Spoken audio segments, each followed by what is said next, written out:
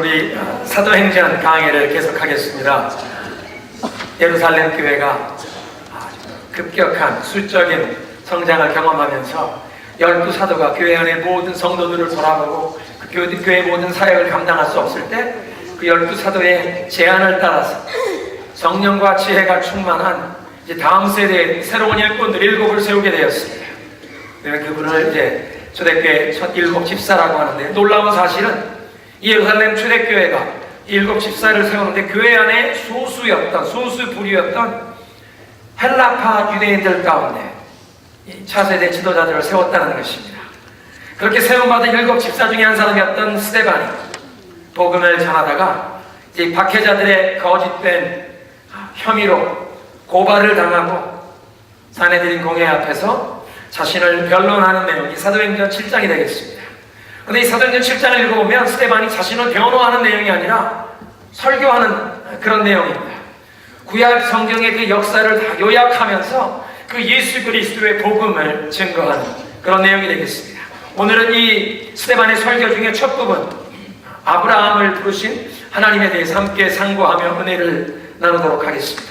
첫째로 오늘 본문에 스데반이 증거하는 아브라함의 하나님은 땅끝까지 아브라함을 찾아오신 하나님이십니다. 2절에 있는 말씀, 스데반이 이르되 여러분 부형들이여 들으소서. 우리 조상 아브라함이 하란에 있기 전에 메소포타미아에 있을 때에 영광의 하나님이 그에게 보이셨다. 스데반을 공격하는 이 박해자들은 예루살렘 성전 중심의 그 유대교의 그 전통을 붙잡고 껍데기만 남은 그 종교의 형식을 붙잡느라 예수님을, 메시아를 거절하고 예수님을 십자가에 못 박은 사람들이었습니다. 그러니까 그들에게 이 예루살렘 성전과 그 의식이 가장 중요한 것이고, 이스라엘 땅이 성지이고 이스라엘 안에서 하나님이 당신의 영광을 계시하시고 역사하신다고 믿었다는 것입니다. 거기다가 모세의 율법을 지키는 자기들만 하나님의 백성이고, 이방인도 회개하고 하나님께 돌아오면 그리스도 안에서 이방인도 구원하시고 천국 백성 삼으시려는 그 하나님의 뜻을 깨닫지를 못했습니다.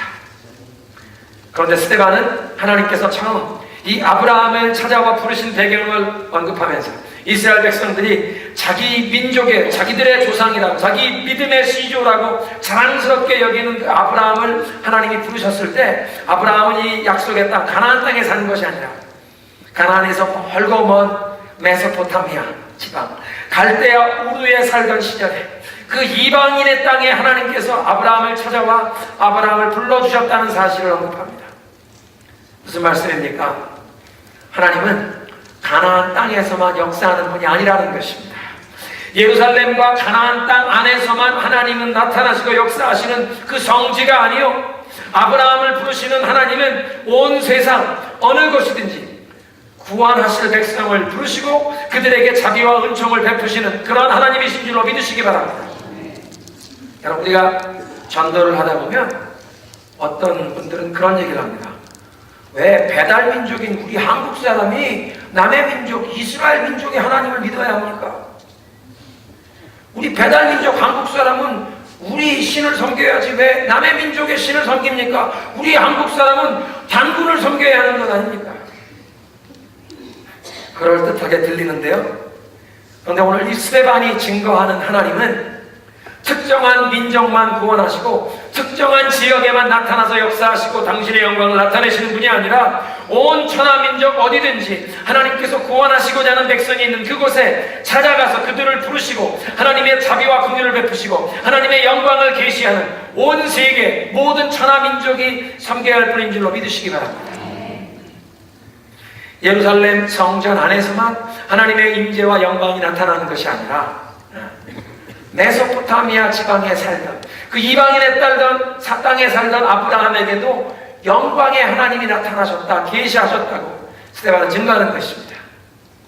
하나님은 어떤 사람들이 성지라고 부르는 그 특정한 지역에만 하나님 나타나 역사하시는 그런 하나님이 아니라 온 세상 어디에나 역사하시는 분이시다. 이 말씀이 중요한 것은요, 이 스데반을 고발하는 사람들, 이 사람이 하나님과 모세를 모욕했다, 또 예수라는 자가 이 성전을 헐겠다고 그랬다. 그런데 하나님이 처음 아브라함을 불러주신 곳이 예루살렘 성전이 아니고 이방인의 땅에서 나타나 아브라함을 부르셨다면 하나님은 성지만 아니라 성전에 갇혀 계신 분이 아니시다. 어떻게 보면 스데반은 이제 그리스도 예수 안에서 이 온 열방에게 복음이 증거되는 이 신약의 복음의 역사가 가는 길을 이미 보게 된 것입니다. 뿐만 아니라 아브라함이 하나님의 부르심을 받았을 때 아브라함의 가문은 우상숭배의 가문이었다는 사실을 얘기합니다. 그 무슨 얘기하면 아브라함을 부르실 때 하나님께서 자격 없는 자를 부르셔서 하나님의 구원과 축복의 대상으로 삼으신 줄로 믿으시기 바랍니다. 우리 그것을 무조건적인 택정이라고 합니다. 하나님께서 자격 없는 사람을 하나님의 그 선한 뜻과 계획 가운데 부르시고 구원하시고 하나님의 사랑과 축복의 대상으로 삼으시는 하나님의 은혜의 역사. 여호수아가 자기의 인생을 마감하기 전에 이스라엘 백성들을 모아놓고 마지막 연설을 하는 장면이 여호수아 24장에 나오는데요. 그 여호수아 24장에 이스라엘 백성들이 얘기합니다. 우리 조상들이 우상을 섬기던 그 이방인들이었는데 하나님께서 우리 조상들에게 찾아오셔서 하나님을 알게 하시고 이제 여호와를 섬기는 백성으로 삼아주셨으니 우리도 우리 조상 때 섬기던 또 애굽에서 종살이 하던 때 우리가 주위에 보고 섬기던 그 우상들을 다 버리고 오직 여호와 하나님만 섬겨야 한다.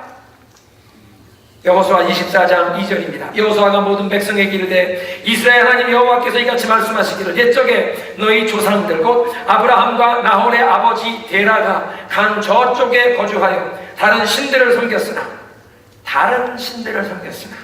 내가 너희의 조상 아브라함을 강 저쪽에서 이끌어내어 가나안 온 땅에 두고 행하게 하고 그의 씨를 번성하게 하려고 그에게 이삭을 주었노라. 그러므로 이제는 여호와를 경외하며 온전함과 진실함으로 그를 섬기라. 너희의 조상들이 강 저쪽에 이 유브라데 강을 얘기하는 것입니다.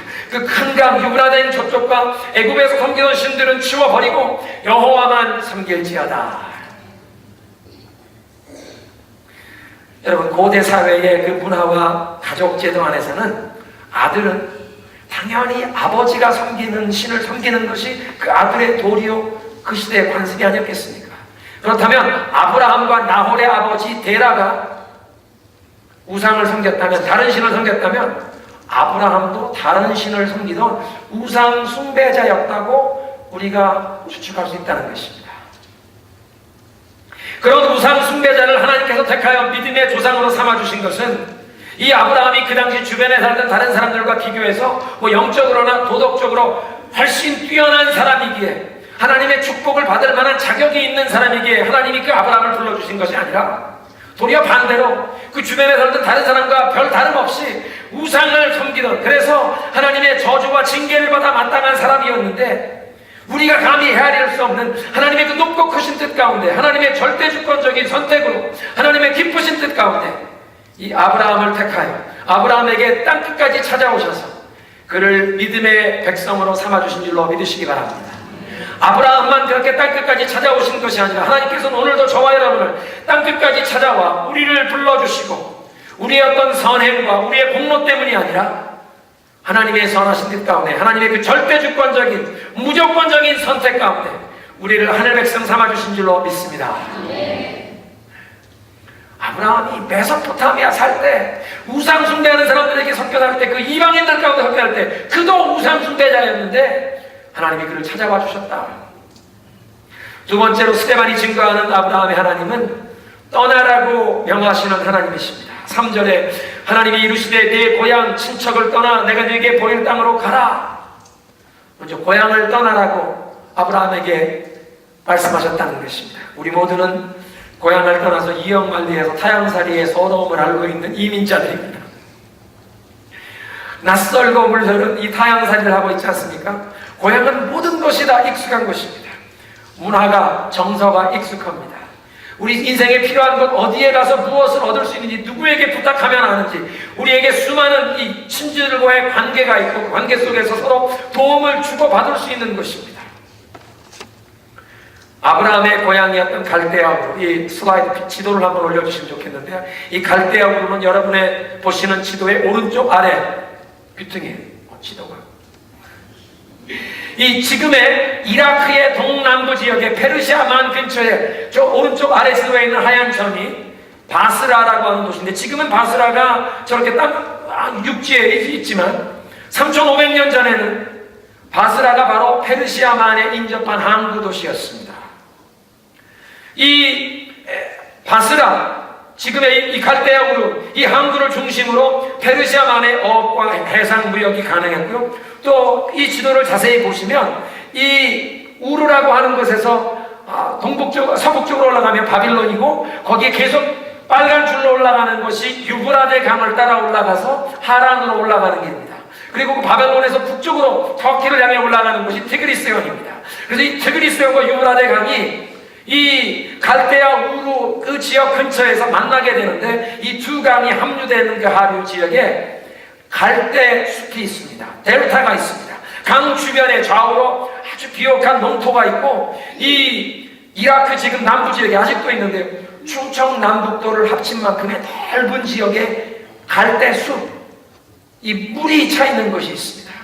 그리고 그곳에 얻을 것이 많습니다. 물고기만 있는 것이 아니라 날씨가 따뜻한 곳에 물이 많으니까 열매도 많습니다. 다음 그림을 보여주시죠. 그래서 저 갈대밭에 물 위에 배를 띄워놓고 조상 때부터 살아오던 사람들이 있습니다. 그 다음 장면 보여주십시오.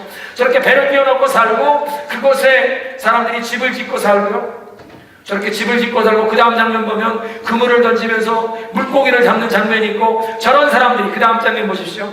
저렇게 집을 짓고 사는데 많은 사람이, 그 다음 장면, 저런 마을을 이룹니다.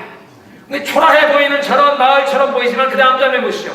동네 어르신들이 모이는 장소는 저게다 갈대잎을 엮어서 저런 엄청난 으리으리한 타운홀이 있다는 것입니다. 이 갈대밭에 조상 때부터 살아온 마르쉬 아랍이라고 부르는 인구가 30~40만이 됩니다. 그러니까 이 갈대아 우르에 아브라함이 살 당시에도 저 동네, 저 지역에 농산물이 풍성했고, 물고기가 있었고, 어업이 있었고, 무역이 있었고, 모든 것이 풍성한 풍요로운 지역이어서 어떤 학자들은 이 지역이 바로 유브라데 강은 티그리스 강도 만나는 이 창세기에 나오는 에덴 동산이 있던 것이 이곳이 아니냐라고 얘기할 정도였습니다. 그런데 아브라함에게 찾아오신 하나님께서는 이렇게 모든 것이 풍요로운 이 좋은 환경을 버리고 고향을 떠나라고 명하십니다. 저 풍요로움과 안락함, 모든 것이 익숙한 그의 고향을 떠나라. 영어 성경에는 내 본국을 떠나라, leave your country. 어쩌면 말도 통하지 않는 먼 지역에 다른 나라 말을 사용하는 사람들이 있는 그 먼 지역으로 떠나라는 의미가 포함되어 있다는 것입니다. 두 번째 떠남은 내 친족을 떠나라는 그런 말씀까지 하십니다. 아브라함이 살던 족장 시대에는 이 부족 시대입니다. 부족 간에 전쟁이 일어날 수 있습니다. 그 외에 여러 가지 재난과 어려움을 당할 때 내가 도움을 받고 보호를 받을 수 있는 것은 이 친족, 자기가 속한 부족 안에여서였습니다. 그러니까 고향과 친척을 떠나 먼 길을 가는 사람은 자기가 위험에서 보호받을 수 있는 길, 그 안전과 생존마저 담보로 내어놓고 아주 위험한 일을 시도하는 것입니다. 모든 것이 익숙한 고향, 모든 것이 풍요로운 안락한 익숙한 관계 속에서 내가 익숙한 언어, 내가 익숙한 문화뿐만 아니라 안전과 생존을 보존받는 이 친척들의 모든 울타리까지 다 떠나서 이제는 하나님의 인도하심을 따라서 하나님의 말씀만 의지하여 이제부터 내 인생의 모든 것을 하나님만 의지해 살라는 그런 명령 아니겠습니까? 또한 그렇게 고향과 친척을 떠나서 하나님 말씀을 순종하며 길 떠나는 아브라함에게는 이제부터 너의 안전과 생존을 보장해주고 너의 모든 필요를 공급해 주시는 분이 하나님이 되어주시겠다는 약속인 줄로 믿으시기 바랍니다. 비옥한 농토와 그 모든 풍요로운 환경이 기회를 만들어주는 너의 친인척들과의 그 모든 관계가 너의 모든 필요를 채워주는 것이 아니라 이제부터는 네가 의지하고 그 말씀에 순종하며 따라가는 하나님이 너의 생존을, 너의 안전을 지켜주시는 분이요 너의 삶의 모든 필요를 채워주시는 공급자가 되어 주시겠느니라. 이제부터 하나님만 의지하며 살거라. 하나님이 어디로 인도하시든 하나님이 인도하는 대로 따라가라. 그런 초청이었던 것입니다. 얼마 전에 아틀란타에서 연합집회를 인도하신 유기성 목사님, 용인 수지지역의 선한복지학교회를 담임하시는 유기성 목사님이 이런 글을 쓰셨습니다. 이곳에서 많은 목사님들 만나면서 깨달은 것은 한결같이 고난을 겪지 않으신 분이 없다는 것입니다. 암으로, 사랑하는 가족과의 사별로, 목회의 실패로, 사람에게 배신을 당하고 꿈꾸던 것에 좌절 등 아픔들이 많았습니다. 그런데 하나님께서 쓰시는 종에게 왜 이런 고난이 있는 것일까 생각해 보았습니다. 그리고 한결같은 고백은 그러한 아픔을 통해서 사역과 삶의 방향이 크게 바뀌었다는 것입니다. 시골집에서 불이 나면 외양간에 소를 끄집어내는 일이 큰 일이랍니다. 그런데 소는 절대로 밖으로 나오지 않으려고 한답니다. 아무리 힘센 장사가 끌어내도 안 나오려고 한답니다. 그러나 꿈쩍도 않는 소를 밖으로 신속하게 끌어내는 방법이 한 가지 있는데, 소의 여물통을 엎어버리는 것입니다. 그러면 소가 이제는 이곳에 소망이 없구나, 이곳에는 더 이상 내게 먹을 것이 없구나 생각하는지 제 발로 밖으로 걸어 나온답니다. 그래서 주님이 원하시는 방향으로 우리를 이끌려 하실 때 고난을 사용하시는 모양입니다. 우리가 외양간의 소 같아서 살 길로 인도하시는 주님께 순순히 순종하지 못하기 때문입니다. 우리는 예수님 한 분이면 충분합니다 고백하지만 스스로 알지도 못하고 고백하는 것입니다. 주 예수보다도 귀한 것은 없네 찬송하지만 사실은 거짓말입니다. 생각과 말로는 모두 다 버린 듯하고 내려놓은 듯하지만 실상은 그렇지 않습니다. 그래서 오늘 주일 예배 설교를 하면서 예수님을 모시고 사니 정말 행복한지 도전하였습니다. 많은 그리스도인들이 예수님을 믿지만 진정 행복하다고 여기지 못하고 삽니다. 오히려 여물통을 뒤집으시는 하나님으로 인하여 영적으로 무너지는 이들이 있습니다. 그러나 여물통을 엎지 않으면 불에 타 죽을 수 있음을 알지 못합니다. 여물통을 엎으시는 하나님은 우리를 죽이려 함이 아니라 우리를 살리려 하심입니다. 여물통이 엎어지지 않았는데 나는 죽었습니다 라고 고백할 사람이 있겠습니까?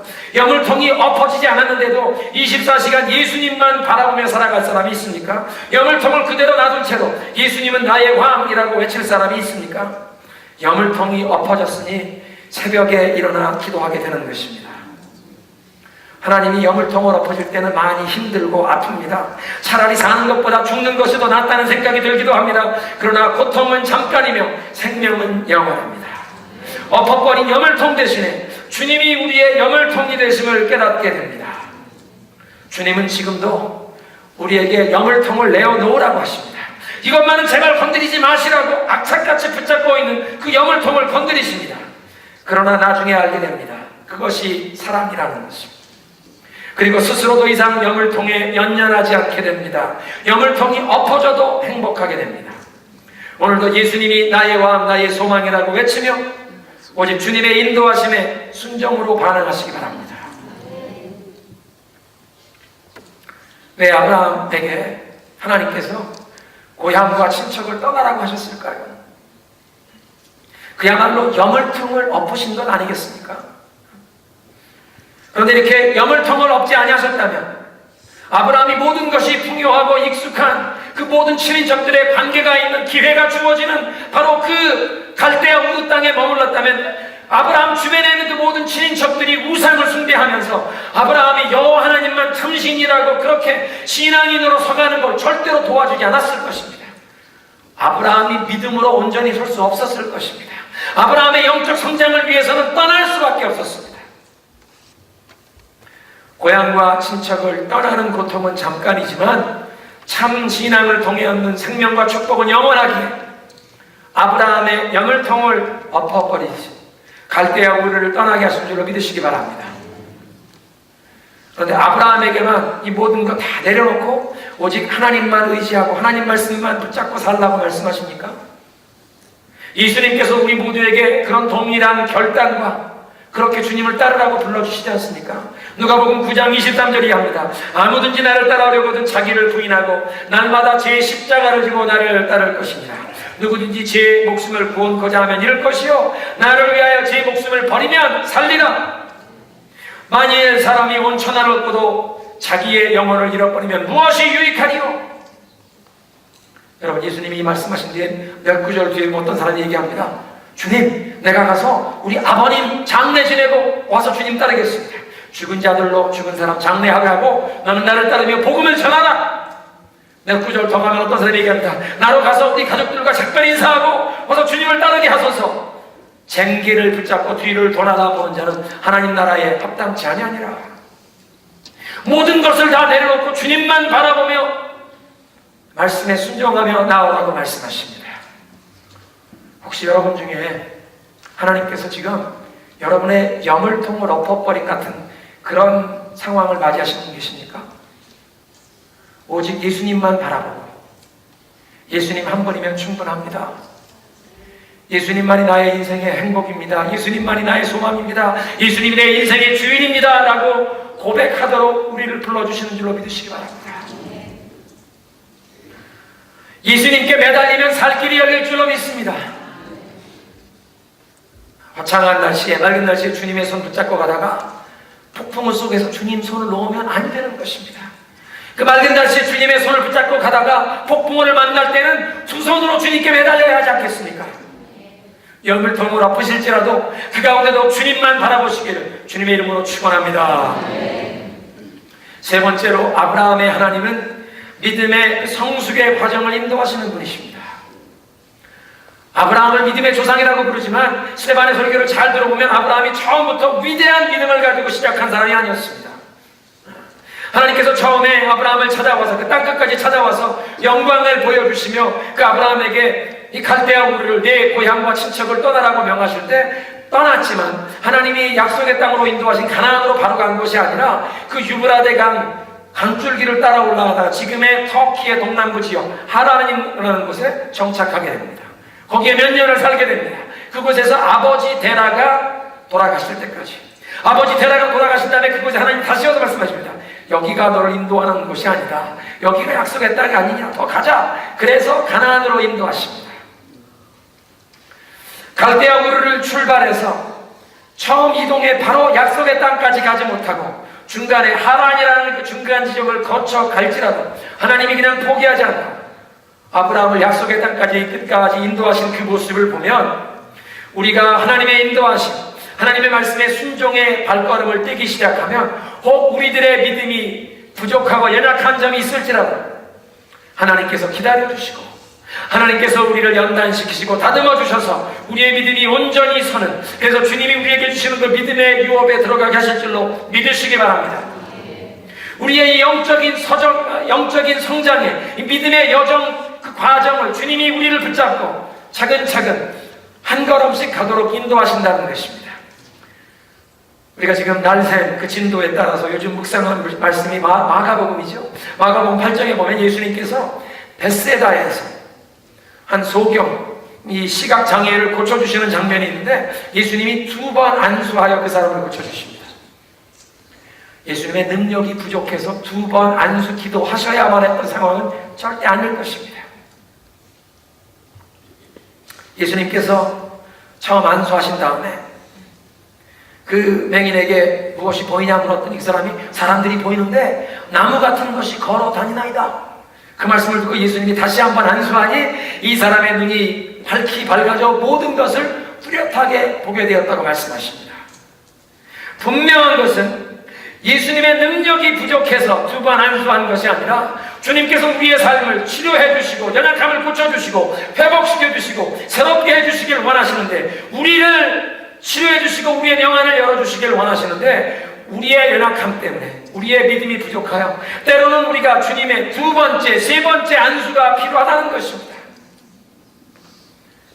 이 시각장애인 예수님께서 안수해 주실 때 눈이 열렸는데 눈이 열렸어도 사람과 사물을 구별하지 못하는 것입니다. 사람들이 보이는데 나무 같은 것이 걸어다니나이다.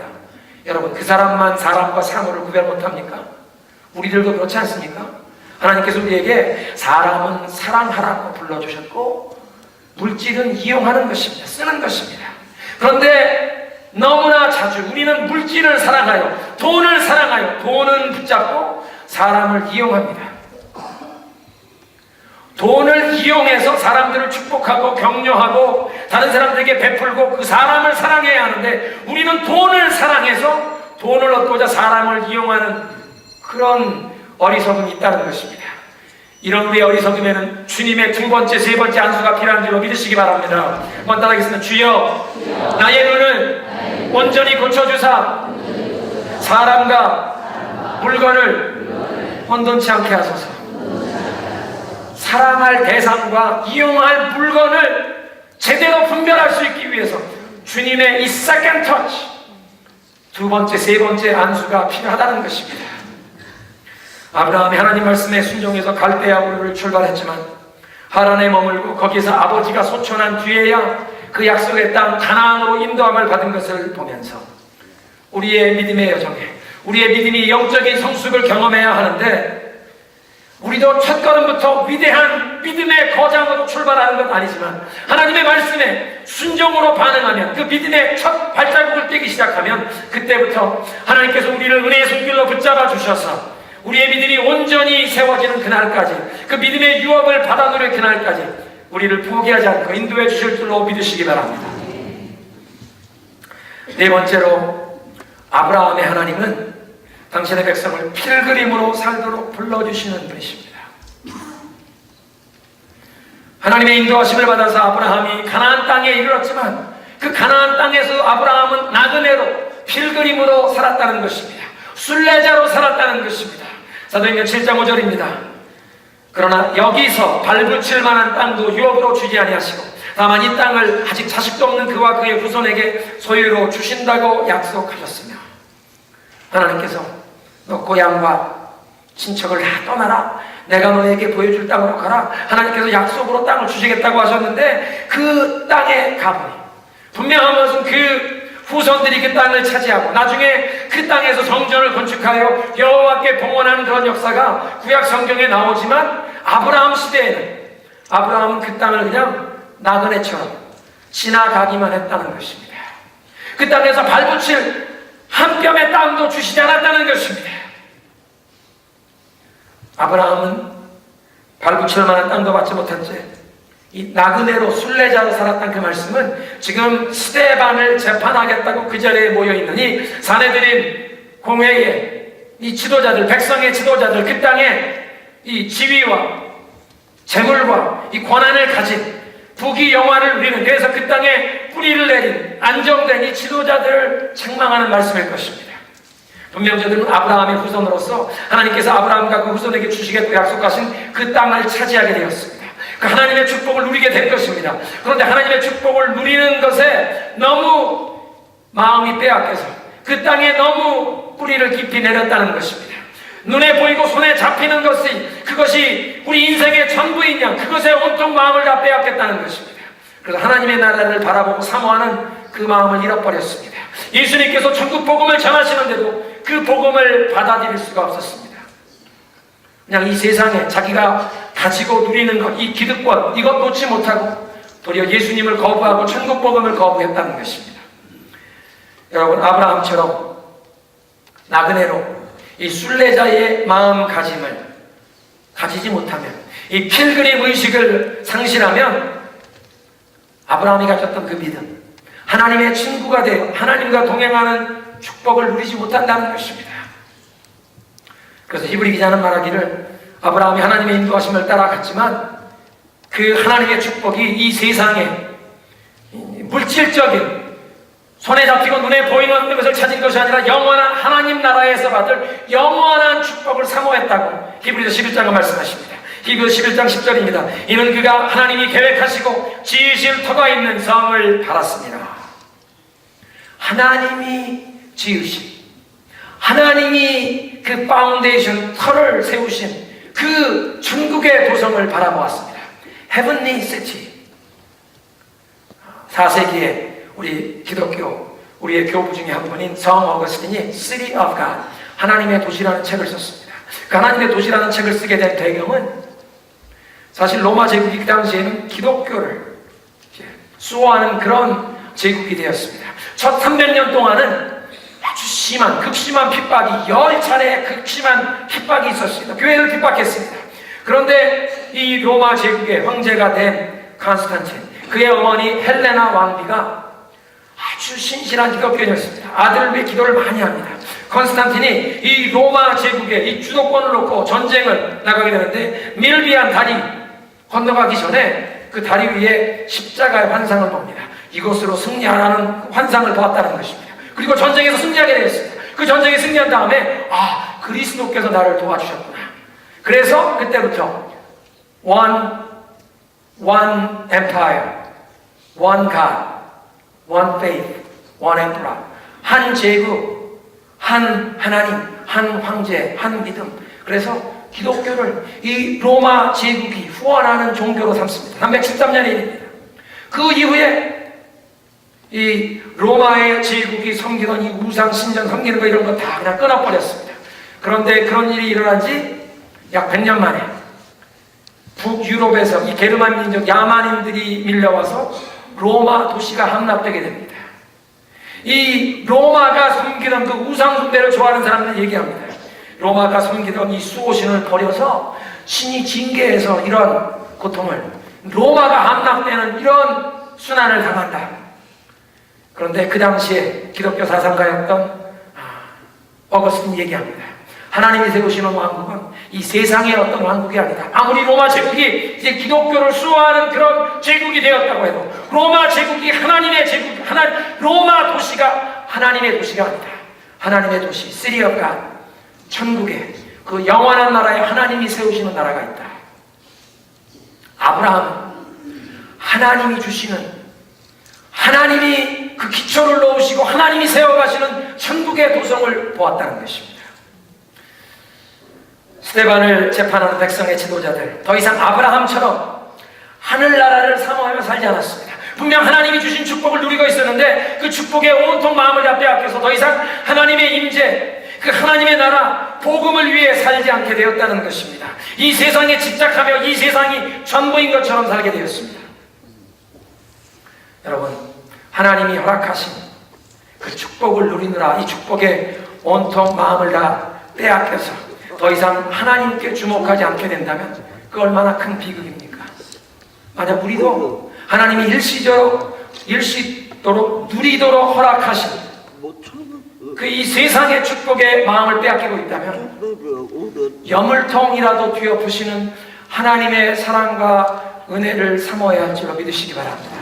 하나님, 여물통을 뒤엎으셔서라도 이 눈에 보이고 손에 잡히는 것이 다가 아니라 하나님만이 나의 인생의 참된 만족, 참된 행복, 하나님만이 내 인생의 유일한 왕이시오 내가 붙들어야 할 뿐임을 깨닫게 하소서.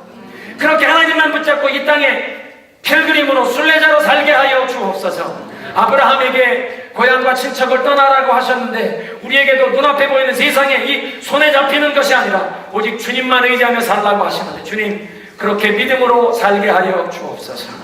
믿음의 이 첫 발자국을 내딜 때 혹 내가 부족할지라도 주님이 나를 붙잡아 주시고 이 믿음의 여정에 제 믿음이 온전히 서는 그날까지 나를 인도하실 주님만 의지하며 순례자로 본향을 향하여 이 믿음의 길을 가게 하여 주옵소서.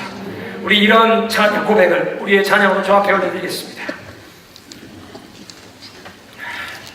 내게 허락하신 시련을 통해 나의 믿음 더 온전하게 하신 주님을